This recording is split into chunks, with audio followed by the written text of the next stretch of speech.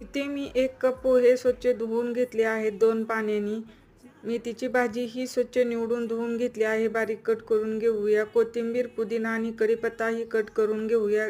2 कांदे उभे स्लाइस करून घेऊया. हे कट केलेले सर्व जिन्नस मेथीच्या भाजीमध्ये घालून घेऊया. एका मिक्सरच्या भांड्यामध्ये भिजवलेले पोहे, हिरव्या मिरच्या, लसूण, अद्रक घालून छान गोळा तयार करून घेऊन हा गोळा मेथीच्या भाजीमध्ये घालूया. 1 चमचा लाल मिरची पावडर, 1 चमचा हळदी पावडर, 1 चमचा धने पावडर, 1 चमचा जिरे पावडर, 2 चमचे तीळ, चवीपुरते मीठ, थोडेसे हिंग घालून सर्व जिन्नस छान मिक्स करूया. भाज्याला पाणी सुटते, त्यामुळे यामध्ये पाणी वापरायचे नाही. आता भाजीमध्ये बसेल एवढेच बेसन घालून छान घट्टसर गोळा तयार करून घेऊया. याच्या आपल्याला गोल गोल टिक्क्या तयार करून घ्यायच्या आहेत. हे पटकन तयार होतात. आता पॅनमध्ये तेल गरम करून घेतले आहे. एक एक टिक्क्या तेलामध्ये सोडून घेऊया. हे 5 मिनिटांनी पलटी मारूया आणि दोन्ही साईडनी छान लालसर रंग येईपर्यंत मेथीच्या टिक्क्या तळून घेऊया.